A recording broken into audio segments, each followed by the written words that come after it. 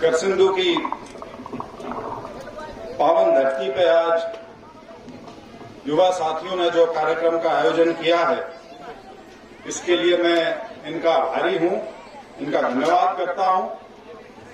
और आज गांव के उपस्थित सभी यहां पे मेरे सम्मानित बुजुर्गों, नौजवान साथियों, माताओं, बहनों, बच्चों, आज हमारे बीच हमारे मंडल अध्यक्ष श्री बलबीर जी, श्री रामपाल जी, सरपंच प्रतिनिधि बालड़ जी, श्री प्रताप सिंह जी, श्री बलराज जी, हमारे बीच नरवाणा से आए रामहेर जी, कलायत से आए राजेंद्र चहल जी और सभी साथी जो मेरे साथ भी आए या आस पड़ोस से आए, एक बार पुनः आप सबका बहुत बहुत धन्यवाद और बहुत बहुत स्वागत। मैं आज, लेकिन उससे पहले कुछ मैं अपनी निजी चीज साझा करना चाहूंगा आपसे। मैं राजनीति में तो सही मायने में 2019 में ही आया, क्योंकि उससे पहले मैं नौकरी में था, उससे पहले पढ़ाई लिखाई करता था। और वैसे भी कभी भी आगे होके मेरे पिताजी ने कभी ये नहीं किया था कि मेरी कोई तैयारी करवाई हो उस हिसाब से।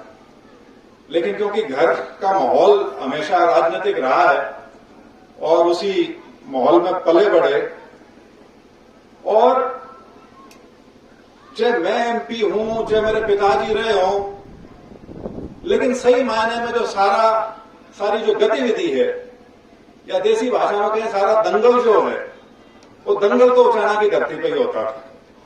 और उसमें मेरी बचपन से करसिंधु की याद ये है कि राजनीतिक तौर पे हमेशा से बड़ा मुश्किल गांव रहा। और धीरे धीरे मेरे को समझ में भी आना शुरू हुआ, क्योंकि जब आदमी छोटा होता है, बच्चा होता है, उसको नहीं समझ में आती कि बात है क्या। क्योंकि घर के अंदर जब आप होते हो तो आपको अपने माँ बाप से अच्छा कोई नहीं लगता, आपसे जो लोग मिलने आते हैं उससे अच्छा आपको कोई नहीं लगता। तो आपको ये समझ में नहीं आता कि भाई फिर क्यों ऐसा क्या है कि कुछ लोग हैं जो विरोध करते हैं उसके बावजूद। तो मेरे को धीरे धीरे समझ में आनी शुरू हुई कि बहुत बड़ा गांव है आपका, और मेरे ख्याल से जींद जलेगा तो पता नहीं, लेकिन मेरे ख्याल से उचाना की यदि मैं बात करूं तो सबसे ज्यादा जमीनें जो हैं वो भी करसिंधु गांव पे हैं। तो उस हिसाब से औरों के मुकाबले समृद्धि भी है, एक मजबूती है। और जो असली समझने की बात जो थी, वो जो मुझे बचपन में नहीं समझ में आती थी, वो ये थी कि करीब करीब 3 दशक तक आपके यहां से बहुत मजबूत कैंडिडेट होते थे जो हमेशा खड़े होते थे। मैं देशराज नंबरदार जी की बात कर रहा हूं, आप अब तो हमारे बीच में नहीं है।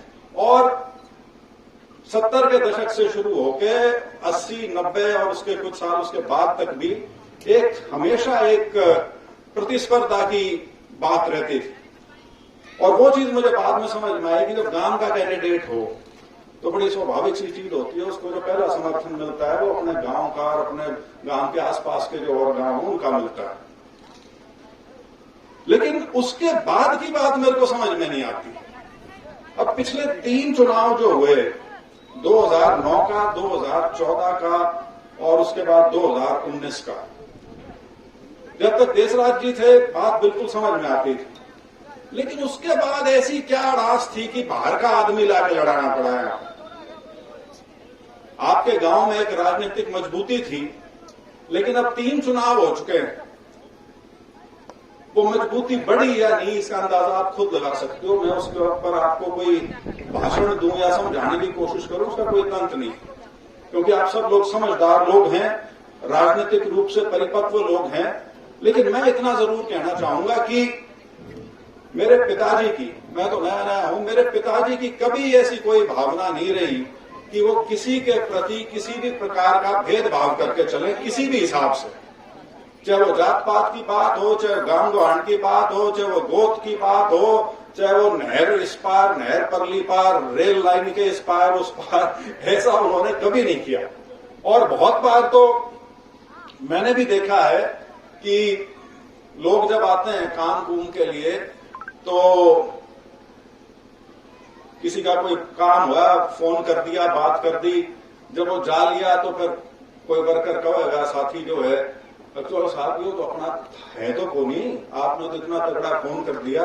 मैं बोला मेरे को इस चीज से कोई फर्क नहीं पड़ता कि किसी व्यक्ति ने मेरा इलेक्शन में समर्थन करा नहीं करा। इलेक्शन में समर्थन करना ना करना, जीत और हार वो एक अलग चीज है, उसको मैं एक खेल की दृष्टि से लेता हूं।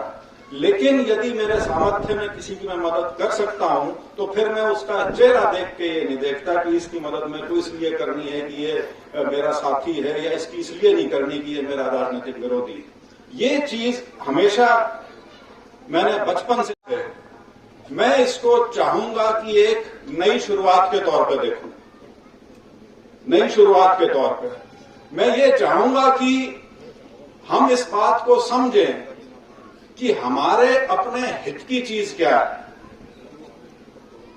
अब मेरा गांव और आपका गांव मेरे ख्याल से कितना 4-5 किलोमीटर का भी फर्क नहीं होगा, और शायद 3 भी लागती हो गई। और आपको पता नहीं, पता है नहीं पता, अलीपुर में तो मेरी जमीन है, मेरे दादा लाई जो जमीन है वो अलीपुरा गांव में पड़ती है। तो आज जो हम इकट्ठा हुए हैं, मैं तो मुख्यतः आपको संदेश यही देना चाहता हूं कि किसी भी प्रकार की और बड़ी स्वाभाविक सी चीजें हो सकता है, किसी भी कारण से नाराजगियां रही हों, किसी भी कारण से एक विरोध रहा हो, लेकिन कभी भी उस विरोध को उस स्तर पे नहीं ले जाने दिया गया जहां पे आपस में कोई कटुता आए जिसके अंदर। तो मेरा आप लोगों से जरूर ये अनुरोध रहेगा, आप सभी गांव के बड़े बुजुर्ग तो बैठे ही हैं, लेकिन खास तौर पे युवाओं के लिए मेरा संदेश ये रहेगा कि हमें अपने आप को, जो ये छोटी छोटी चीजें हैं, इसके ऊपर अपने आप को तोड़ना नहीं चाहिए एक दूसरे से। ये हार जीत, इलेक्शन आना जाना ये लगा रहता है, लेकिन एक जो भाईचारा है वो हमेशा बना रहना चाहिए, उसके अंदर कोई कमी नहीं आनी चाहिए। हाँ, दूसरा राजनीतिक तौर पर मैं जरूर ये कहना चाहूंगा कि आप लोगों ने, जब तक गांव का कैंडिडेट होता था एक अलग चीज थी, लेकिन पिछले 3 चुनाव से लगातार बाहर के कैंडिडेट आए हैं और 15 साल में से 10 साल वो एमएलए रहे हैं यहाँ पर। 10 साल पहले बड़े चौटाला जी और अब उनका पोता। आप उन पूरे 10 साल को आप जो बीच के 5 साल थे उससे मिला के देख लो। मैं घड़ी लंबी तो बातें नहीं कहता, क्योंकि मैंने जिक्र इसलिए करना शुरू किया है क्योंकि हम बाहर से लाके कैंडिडेट अब यहाँ पे लड़वाने लग रहे हैं, और पिछले 3 में से 2 चुनाव उन्होंने जीते भी। तो मैं हमेशा से इस बात को मानता हूं, और मैं वहां पे सिरसा में 2 साल रह भी हूं सरकारी नौकरी में। मैंने देखा है कि वो किस मानसिकता से ग्रस्त है। सामंती मानसिकता है, सामंती, और हमें उस सामंतवाद के खेल में नहीं फंसना चाहिए। वो आपके यहां किस लिए आते हैं, या आपसे पहले नरवाना क्यों गए थे, या उससे पहले महम क्यों तो रखा था। हम तो नहीं आने थे फिर इधर उधर। हमने भी 50 साल हो लिए राजनीति करते, 60 हो लिए, बल्कि हमेशा यहीं टिके रहे हैं, एक ही हल्के से रहे हैं, चाहे कितने बड़े बने हों, कितनी बार जीते हों और कितनी बार हारे हों, लेकिन रहे यहीं से। क्योंकि कभी भी ये नहीं था कि किसी को जाके खराब करना है। इनका जो असली खेल है वो ये होता है कि जहां पे भी कोई चीज पनपने लग रही हो, कोई राजनीतिक शक्ति पनपने लग रही हो, उसको तोड़ने का प्रयास करो या उसको कमजोर करने का प्रयास करो। आप सारे समझदार लोग हैं। आपके यहां आने का मकसद क्या था? आपके आने का यहां मकसद यही था कि वीरेंद्र सिंह का इस पूरे इलाके में और इस इलाके की वजह से जो प्रदेश में जो एक प्रभाव बना हुआ है, किसी प्रकार से उसको रोक लो, किसी प्रकार से रोक लो। और हमारे हल्के में उन्हें संभावनाएं बहुत नजर आई, और संभावनाएं नजर इसलिए आई क्योंकि ये भी एक सच्चाई है कि राजनीतिक तौर पर हमारे हल्के के कई बड़े बड़े गांव हैं जो उनके पक्षधर थे, उनकी मानसिकता जो उनकी जो थी उसमें वो उससे वो सहमति रखते थे, और इसीलिए हमेशा चुनाव जो है उचाना में वो बहुत नजदीकी के रहे हैं। बड़े कड़े चुनाव हुए हैं।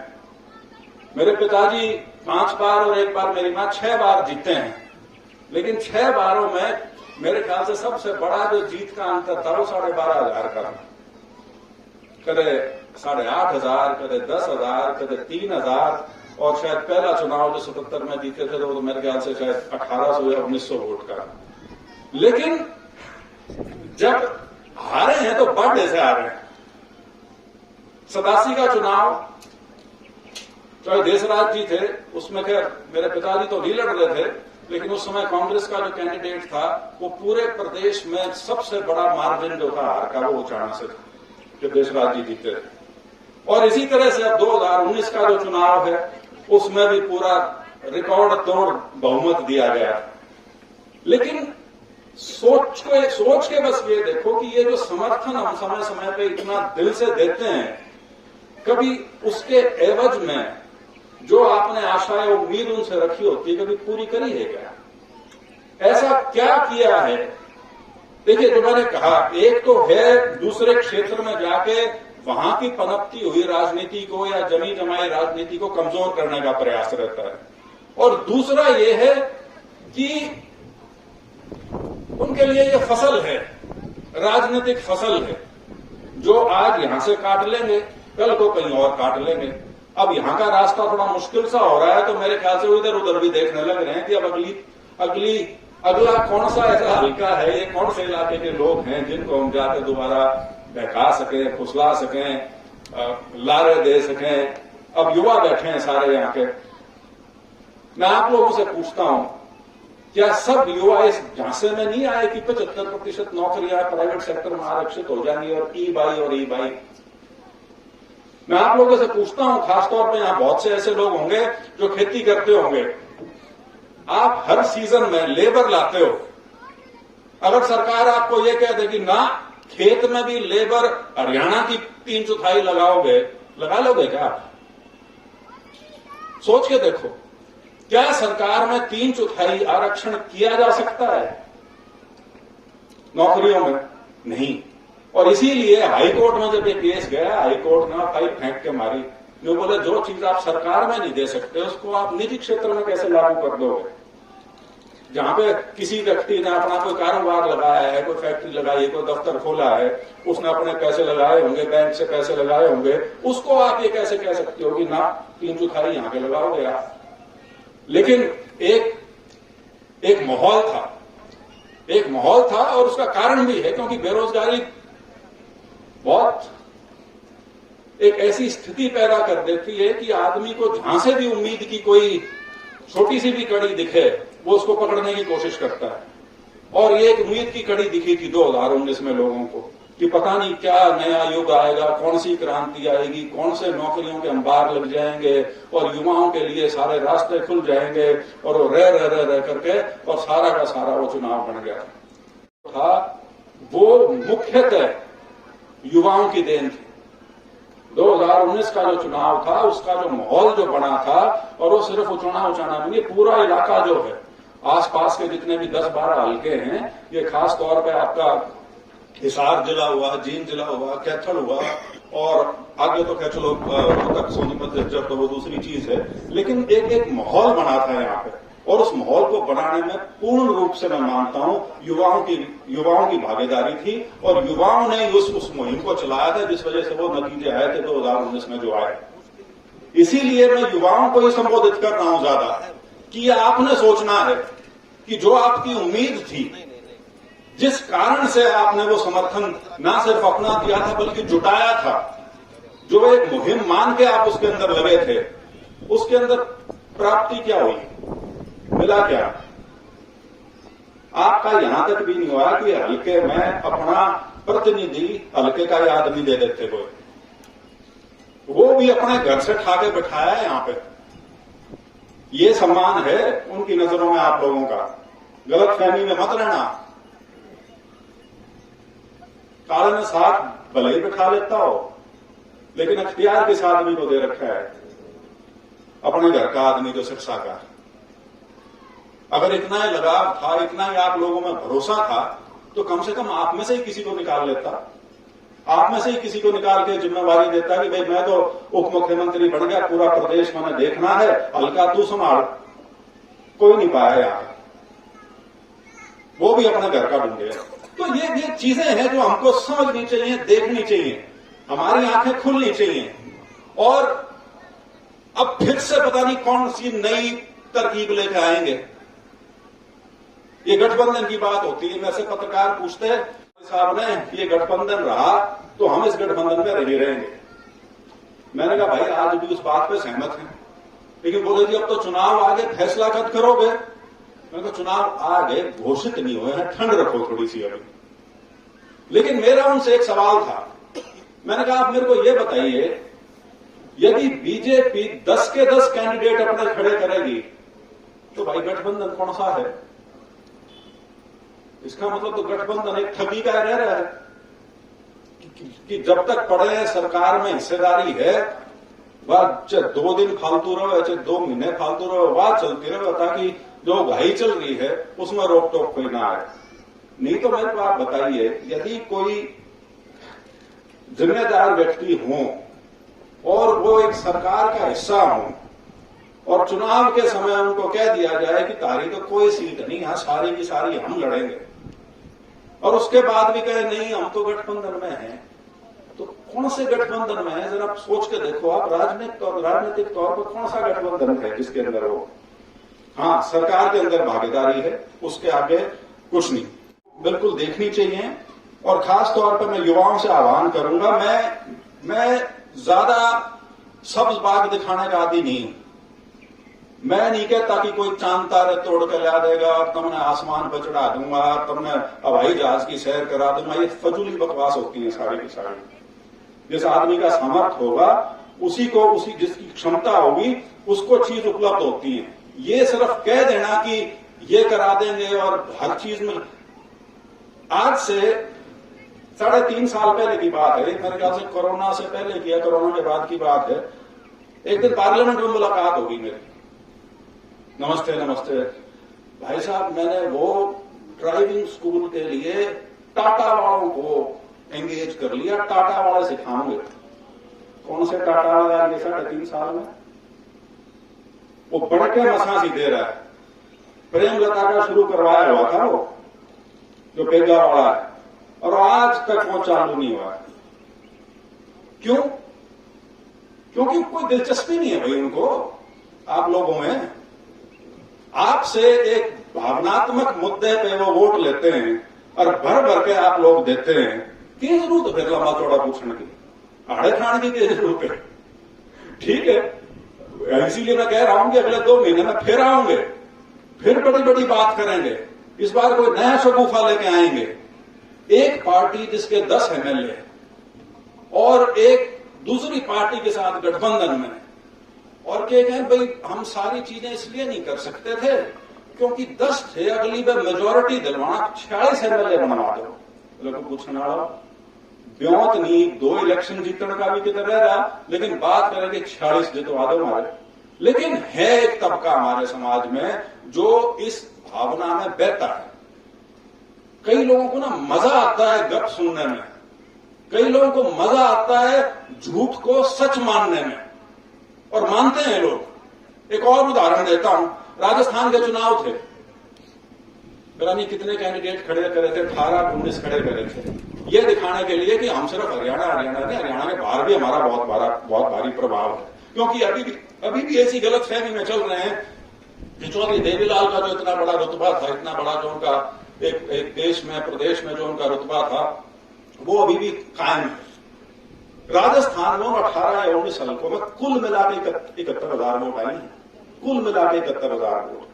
और ये वो प्रदेश है जहां से ये MP भी रहे हैं और MLA भी रहे हैं, और 2 पीढ़ी रही हैं। और आज के दिन हालात ये हैं कि 71,000 वोट 19 हल्कों में। और उस चुनाव के बाद यहां जींद ही आए थे, जींद या शायद उछाणा ही आए थे, और पत्रकार बंधुओं ने पूछा कि आपका राजस्थान में तो नतीजा आपके हिसाब से कैसा रहा। मैंने वो इंटरव्यू सुनी, मेरे को बहुत बढ़िया लगी सुनने में, और वो बढ़िया इसलिए लगी कि ये कला मेरे में नहीं है कि आंखों में आंख डाल के जो कभी कोरी झूठ बोल सके। क्योंकि हमारा नतीजा राजस्थान में बहुत बढ़िया है और हमें राजस्थान में एंट्री मिल गई है और मेरे को अचरज इस चीज का भी था, क्योंकि पत्रकार साथी खड़े हैं यहाँ पे, किसी ने ये नहीं पूछा कि जरा समझाओ तो कौन सी एंट्री मिल गई, कितनी मिल गई। 19 हल्कियां में 71,000 वोट आई है टोटल, और उसमें भी एक हल्का ऐसा था जहां 23,000 वोट आ रही थी वहां कैंडिडेट की वजह से। ये तो 18 हल्कों में कितने बचे, 71 से 23 निकाल दो तो 48,000, मतलब 2,500 कुछ तो ऐसे हल्के थे ना। नोटा हो ना, नोटा, मैंने किसी को वोट नहीं देना, नोटा वाला जो एक बटन होता है आखिरी में, वहां वोट इनकी पार्टी से ज्यादा थे। और ये ऐसा नहीं था कि राजस्थान की 200 सीटों में लड़े हों या 200 में से 150 सीटों में लड़े हों, अपने हिसाब से चुन के जो 18-19 सीट थी वहां लड़े थे। ये हमारे प्रभाव वाले इलाके हैं और उस प्रभाव वाले इलाके में ये नतीजा था। आंख मूंद के रहेंगे। मेरा आपसे यही अनुरोध है कि कृपया करके ये जो आज हमने यहां से शुरुआत करी है इसको आगे बढ़ाएं, इसका विस्तार करें। देसी भाषा में कहूं, बरत के देख लो। मेरे ख्याल से आज तक कोई चुनाव ऐसा नहीं हुआ है जिसमें कृष्णसिंधु से जीत मिली हो। आज तक मेरे को नहीं ध्यान कभी ऐसा कोई चुनाव हुआ। 2000 वाले में कैंडिडेट कौन था? हाँ, वो हारे थे 6 साल, वो वाला चुनाव। हाँ, उसमें थी, क्योंकि उसमें कैंडिडेट दूसरा हो गया। लेकिन मेरा आपसे अनुरोध सिर्फ यही है, मैं ज्यादा इस बात को और खींचना नहीं चाहता, क्योंकि एक ही मुद्दे पे बोला हूं मैं और उसी पे मैं इसको अंत भी करूंगा। सब हम यहीं के हैं, गांव गुआंढ के हैं, तो कृपया करके राजनीतिक शक्ति जो है वो अपने इलाके की अपने इलाके में रखो। उसको बाहर वालों को अपनी राजनीति घोटने के लिए क्यों सौंप के देते हो? यही मेरा आपसे अनुरोध है। और इन्हीं चीजों के साथ मैं अंत में वही बात कहूंगा कि युवा हैं जिनसे उम्मीद सबसे ज्यादा है, और युवा की जो जरूरियात हैं, जो उनके जीवन में सुधार ला सकती हैं आने वाले समय में, उसके ऊपर जरा ध्यान दें। सिर्फ सुखी बातों से आगे बढ़ने की चीज नहीं। सिर्फ अंत का परिणाम कोई आदमी यदि आपको कह रहा है कि मैं ये दे दूंगा आपको, उससे कभी हल नहीं होता। हल तभी निकलता है जब चीज शुरुआत से की जाए, और उसके लिए हमें सबसे पहले अपनी जो खुद की ताकत है उसको इकट्ठा करने की जरूरत है। अन्यथा हम यही जो एक परिपाटी बनी हुई है उसी के शिकार रहेंगे, और आने वाले समय में फिर बाद में हमको एहसास होगा कि गाड़ी छूट गई। गाड़ी छुटकी से मेरा मतलब क्या है? जो एक राजनीतिक शक्ति किसी इलाके को मिलती है वो कई दशकों में बनती है, यूं नहीं होता कि एक झटके में बन जाए। और यदि हम उसको गौण कर देते हैं, यदि हम उसको जीरो कर देते हैं, तो कोई भी नया व्यक्ति होगा उसको शुरुआत करने में और उस स्तर तक पहुंचने में 40 साल नहीं तो कम से कम 20 साल लगे। तो ये चीजें हैं जो आप लोग यदि इसको ध्यान में रखेंगे तो आने वाला हमारा जो रास्ता है उसमें हम किस डगर पे चलेंगे, कौन सी दिशा हम पकड़ेंगे, ये इस चीज के ऊपर निर्भर करेगी। और मेरा युवाओं का जो विवेक है उसके ऊपर बहुत भरोसा है, क्योंकि ना मैं और ना ये युवा, वो कहते हैं ना, पुरानी गठड़ी लेके नहीं चल रहे हैं। कम से कम मैं तो नहीं चल रहा। मैं ना तो इन गामा के बंटवारे में विश्वास रखता, ना मैं लंबा चौड़ा जात पात में विश्वास रखता। और ये जो बिना बात की बाउंड्री बना दी जाती है कि ये फलाने गोत के, दिगड़े गोत के, ये फलानी जात के, दिगड़ी जात के, ये चीजें राजनीतिक उल्लू सीधा करने के लिए होती है, इससे ज्यादा कुछ नहीं होता है इसमें। ये लोगों को जो वर्गीकरण करके बांटने का काम है, ये सिर्फ और सिर्फ इसलिए होता है कि आदमी उसके माध्यम से अपनी राजनीतिक रोटी सेक सके। मेरा उसमें कोई दिलचस्पी नहीं।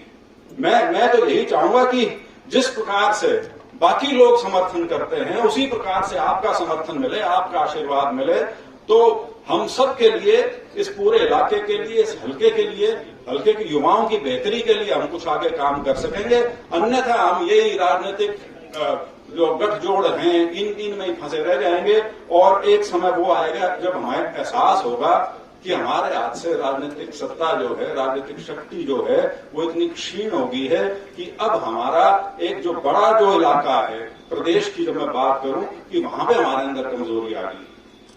क्योंकि ये ग्रामीण अंचल के लोग इस चीज को, यही कारण है कि गांव का ही आदमी है जो भर भर के वोट देता है। आप कभी शहरों को देखना, शहर में यदि 50% वोट पड़ जाती है तो बड़ी खुशी होती है कि इस बार वोट ठीक पड़ गई शहर में। नहीं तो 40%, 45%। जब इलेक्शन आता है तो कई बार तो ऐसा होता है, यदि उस इलेक्शन वाले दिन के साथ 2-3 दिन और छुट्टी मिल जाओ ना, आधा शहर खाली हो जाए, छुट्टी पर चले जाए। वो वोट डालने की अहमियत इतनी समझते हैं कई बार। तो मेरा आपसे अनुरोध यही है कि जो एक पुरानी परिपाटी है जो चली आ रही है, उससे हम बाहर निकलें और एक नई शुरुआत जो आज इस कार्यक्रम के माध्यम से हुई है, उसको लेके हम आगे अपना रास्ता देखें। इन्हीं शब्दों के साथ मैं, जो हमारे सारे साथी जिन्होंने ये कार्यक्रम का आयोजन किया है, और आप सब लोग जो इतनी संख्या में यहाँ मौजूद आए मेरे को सुनने के लिए, आप सबका बहुत बहुत